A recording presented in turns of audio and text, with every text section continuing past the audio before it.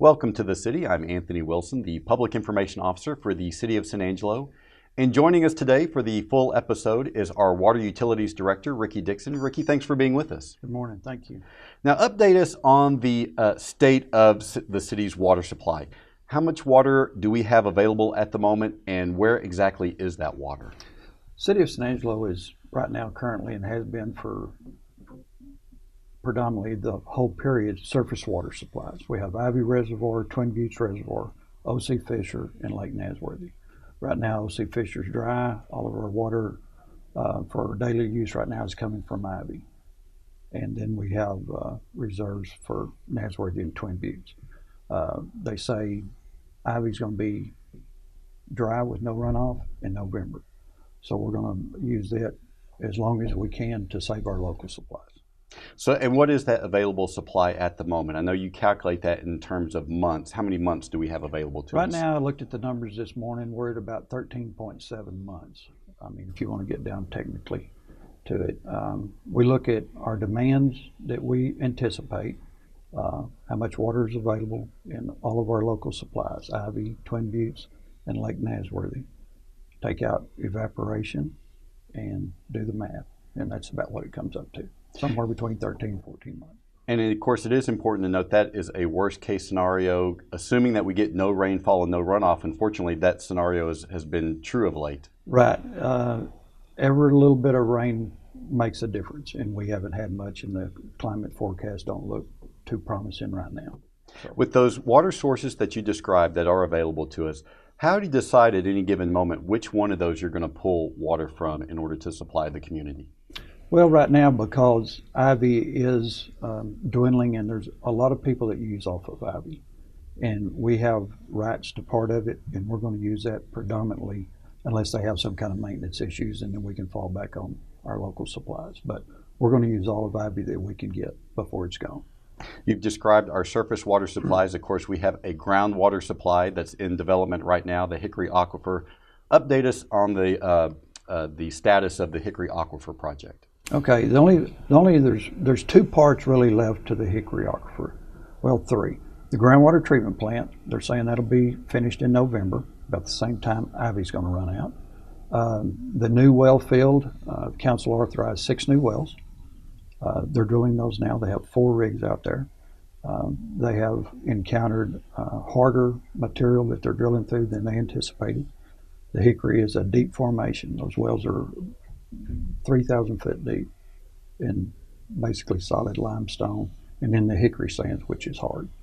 So they're looking at a November time frame to have the new wells completed, and we just issued a notice to proceed on the second phase of the expansion, which is equipping the wells with the pumps, another pump in the booster pump station, and the control works for the new wells. And they're looking at probably a March time frame of 2015.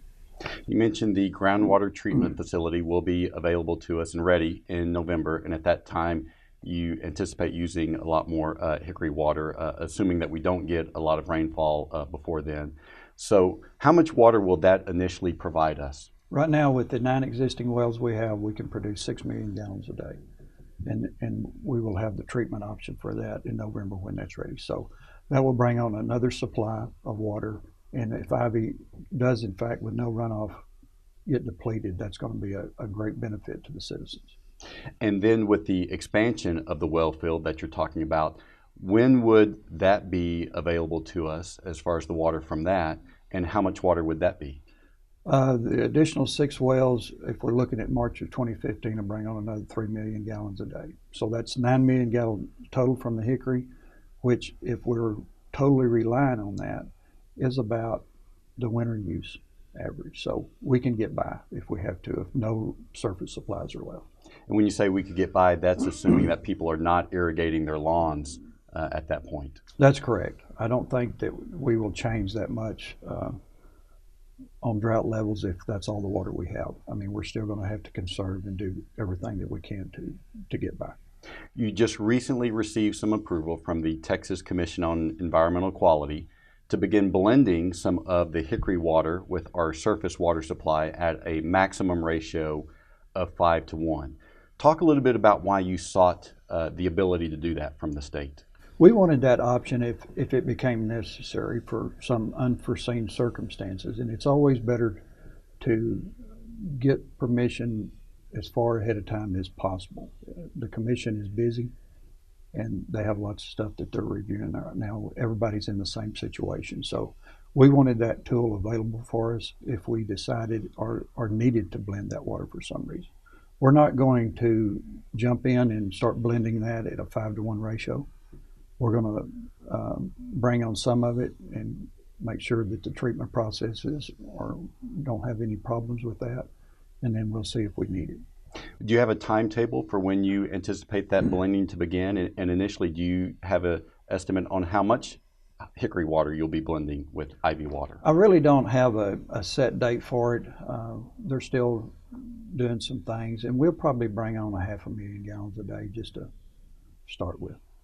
How long do you anticipate it would be before you would begin blending at that maximum rate of 5-to-1, which means for every 5 million gallons of Ivy water, you'd be using 1 million gallons of Hickory water? We're cautious about that. I don't know that I'll ever get to the 5-to-1 right now unless it becomes absolutely necessary. When we start taking Hickory water, the city has banked water in the Hickory since the settlement in '97. And we have about 39,000 acre feet banked. And if we start using out of the bank, then that water's gone. If we get totally reliant on Hickory and have to use that 9 million gallons a day, we've got that for 5 years. And then it goes down to about 2.8 million gallons a day if we use up all our banked water. So we're going to be cautious before we start getting into heavy use on the banked water right now. Well, and that's a very sort of complicated situation when you talked about bank water. So explain how it is that we've managed to bank a certain amount of water over the number of years that we've owned rights to the Hickory. In the settlement in '97, they allowed us a certain allotment beginning in '97, and they allowed us to bank 100% of that water if we don't use it. And we've been banking that water since '97, and that's how we've accumulated this 39,000 acre feet. So at the moment, how much water are we able to bank or to use over the course of 1 year? Right now, our allotment is 2,750 acre feet, so we can bank all of that water. And what is San Angelo's annual usage as far as acre feet over the course of a year? Last year, we used 14,200 acre feet, which is down from the year before, which we used 15,200 acre feet. And with the banked water, eventually the amount of water that we have rights to increases over the years, correct? Right. If we can stay on a 6 million gallon a day usage on the Hickory, and we have some surface supplies to go with that, we can make it till our allotment goes up to the 12 million gallons a day. But if we have to get on it at 9 million gallons, we're going to run out way before then. When San Angelo's available water supply dips below 12 months, that triggers drought level 3, which is our most stringent drought stage of our drought contingency plan. Talk about what that would mean in terms of restrictions on the use of water. Drought level 3 basically restricts all outside water use. The council does have option in the ordinance to grant exceptions to that. Last year, or in 2012, we went into drought level 3 for about a week, and they did grant some exceptions, but those will have to be looked at when we get to that again. And with the Hickory coming online, how does that impact what the ordinance refers to as the available water supply? The ordinance says when you're looking at your supply, it's all developed sources, fully developed. The Hickory right now, because we do not have the treatment plant, is not a developed source. If we were blending water, it has a very minimal impact on the drought level stages. There's just not that much water that we can blend, so it wouldn't have a big impact. But when we do get everything approved and you start adding that 6 million gallons a day to the supply, it's going to help tremendously if we still have some surface water. Of course, as we near drought level 3, I think the focus becomes a little sharper on the drought contingency plan. Has the council asked you to look at that plan and propose any sort of changes that may be necessary given our current water situation? There's a discussion on the upcoming meeting on the 15th, council meeting. They want to talk about the contingency plans and the drought plans. So there will be some discussions, and I'm not real sure what's going to come out of that, but they're going to talk about it at the next meeting. Have you already begun considering what sort of proposals you may suggest to them if they do ask for some ideas about potential changes to the drought contingency plan? Depending on what exceptions, if they so choose to do some for people, I think they need to be cautious of that and do it in short increments of time. I mean, if they're going to exempt something, let's look at it in 3-month windows, so we can keep tabs on where we're at. And that's just so that if the water supply continues to dwindle, maybe we can back off some of those restrictions and have that available for the public's use. That's correct. You know, there's been a lot of talk about trying to incentivize more water conservation. Are there ideas that you've heard that you think merit some sort of consideration? I think one of the main ones that people are talking about right now is rainwater harvesting. I think that's a good option for outside water use.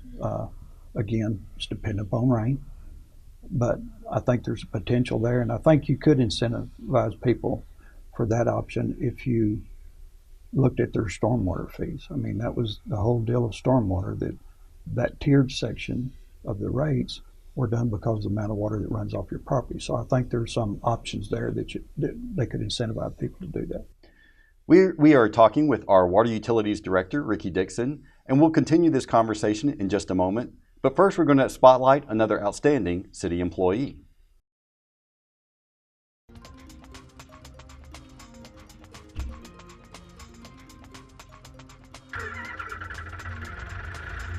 You work constantly on a sweeper. You're not just sitting down.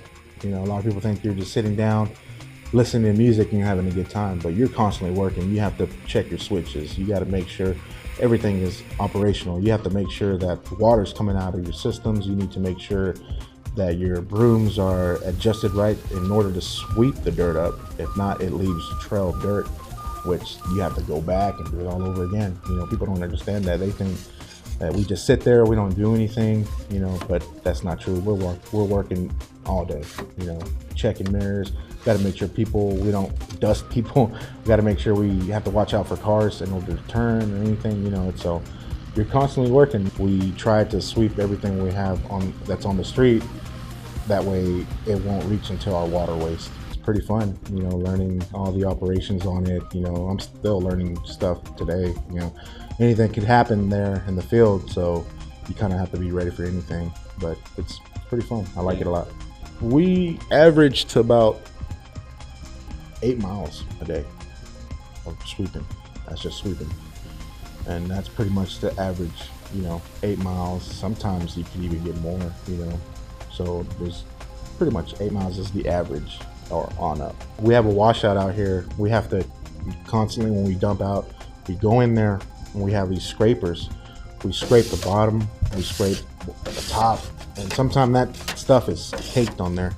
So it gets pretty challenging and you're always gonna get dirty. There's no way you're gonna avoid that. And not only that, when we get here to the washout at the end of the day and we have to wash it out. So you're getting wet, dirty at the same time, but you know, that's part of the job. You know, you gotta kind of look at us, you know, you knew what you were signing up for. So I love the whole Stormwater organization. Everybody, we're like a family, you know, and that's what I like. I like to know that I'm working with people that I know that I can trust and that I know, okay, they have my back just in case something happens. I know, you know, that I'm safe with these guys and these guys will help me. Getting back to work, to the shop, safe is a real good day. I'm 23 years old, so I'm still kind of a kid. You know, I love playing video games, or I love spending time with, you know, friends and family, my girlfriend, you know. That's pretty much it. I don't go to the bars, I don't drink, you know, I don't do none of that. That doesn't, you know, that doesn't catch my attention, you know, so that's pretty much what I do in my spare time. Loving your job, not having to go home in a bad mood, you know, being able to wake up and be kind of happy to come to work just because of the people that you're working with, or even just your job, you know.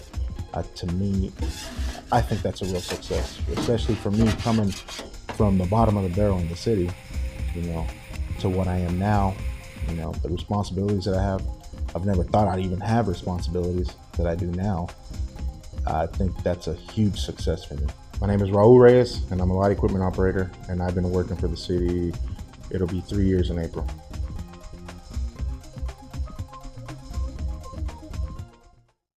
Welcome back. We are continuing our conversation with the city's Water Utilities Director, Ricky Dickson.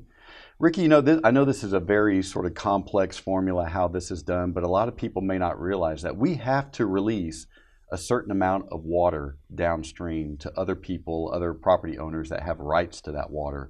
Explain a little bit about how that works and how it's determined how much water we have to release downstream. The city has to follow the Concho River Water Master Program through the TCEQ. In that program, the normal stream flows that enter the reservoirs, we have to pass that quantity to downstream water rights users that are senior water rights users. There's an accounting plan that the city of San Angelo has, a water accounting plan that calculates these releases. So as people call for water downstream and they have to submit their water needs to the water master and go through the whole phase just like we do. And then that's added into the accounting plan, and it basically calculates what those releases need to be. We do not have to release more than we have coming in. So it's just a way to control that, make sure those people that have rights to the water get to use those rights. And people would assume because of the drought and because we've had so little rainfall that we're not actually receiving any water. Is that true or not? No, we still have a little flow in the South Concho River at Cristobal. There's a major gauge up there this morning. It was running 5.9 CFS. And Spring Creek has got a little flow in it, 0.26 I think this morning. So there is small amounts of water that are coming in to the South Pool of Twin Buttes. And if we get in really desperate straits as far as our water supply is concerned, is there any process by which we could appeal to try to release less water downstream, or is that set in stone? It is not set in stone. We went to Austin last week and met with the water rights folks at TCEQ. And I think when we get to a water emergency, and I think when you talk about that, you're talking about less than 6 months supply. And depending on what we're allowing, if we are good with our water conservation plan and are restricting all outside uses and doing everything possible that we can do to extend those deals, I think they would be willing to listen to us. But you mentioned about the restrictions. I'm assuming then that one of the things they would want to see is that we have as few or perhaps no exceptions whatsoever to any outside water usage. I think that's going to be one of the key factors that they'll look at. The City Council recently approved another pumping operation at Twin Buttes Reservoir in order to move what little water is there into Lake Nasworthy. Talk a little bit about that and what that could mean for Lake Nasworthy's level. I'm not real sure what impact it'll have on the level of Lake Nasworthy. We know we have approximately 4,700 acre feet of water in both pools of Twin Buttes right now. And my main objective is to consolidate that into one pool to cut down on evaporation. We've kind of run the numbers on that, and we think we can save, if we go ahead and move it, don't leave it there, a couple of thousand acre feet from evaporation. So our objective is to get that water consolidated into Nasworthy. And you've explained to me you think the most efficient way of doing that is moving that water from the South Pool through the equalization channel into the North Pool, as opposed to, for instance, pumping directly through the dam into Nasworthy. Talked to some professional geologists that feel like last year I measured the flow when we was pumping. We lost less than 8% pumping through the equalization channel. They feel like those quantities go into the old river channel because you don't know what kind of underground features that you have that exist in an old river channel. Could be as much as 4 times that amount. Also, if we pump over the dam, as been proposed for a long time, last year we didn't even have that option because it was an illegal diversion point. We now have that right if we so choose that. But it also takes 3 times as long to move that water. I can pump 72, 75 acre feet a day through the equalization channel. Over the dam, I can pump 25 acre feet a day. So you'll lose another 300 or so acre feet of water in evaporation during the hot times of the summer that it would take to pump over the dam. So we feel like to get the best use of that water, it's to pump it through the equalization channel. You've talked to the council a little bit, raised the possibility of reusing the city's wastewater, treating it so that it is potable water at that point. What would that involve, and what would it mean for San Angelo's water supply? We currently treat 7 to 8 million gallons of wastewater out there. So I think there's a potential for 6 or 7 million of that to be used, either direct potable reuse or non-direct. We could use it for surface augmentation of one of our lakes. We could pump to the lake and blend it there, then bring it down the river and treat it as usual. You get a little environmental buffer that the TCEQ likes to see. In the piping to the lake, we could pull off some potential big users of the potable system and give them treated effluent to use for outside irrigation and get them off the potable system. So I think it's a win-win on both cases. The negative part of wastewater reuse is public perception. Nobody wants to talk about it much, but I think it's a tremendous benefit for the citizens of San Angelo. What is currently happening with the treated wastewater that we release?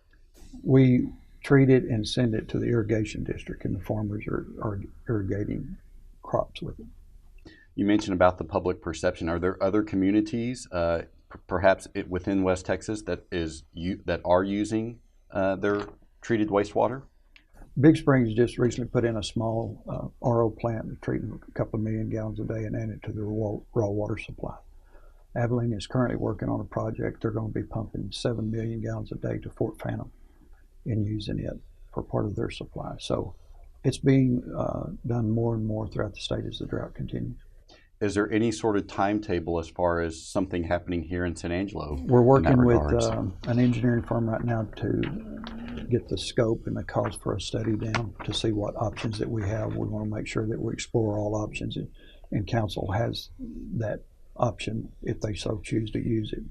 I'm not real sure how long the study would take, but we're working towards getting that approved through council. There's also been talk about recapturing some of the water that flows through the Red Arroyo. What would the advantages of a project like that be? It'd be another, for all intents and purposes, a surface water supply. They proposed an 83-acre site to pull some flows when it rains off the Red Arroyo, hold about 1,800 acre feet.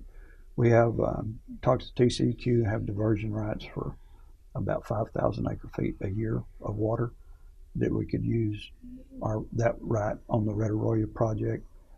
There's some issues we're going to Austin tomorrow to talk about concerning groundwater issues and trying to get a firm yield number with that project.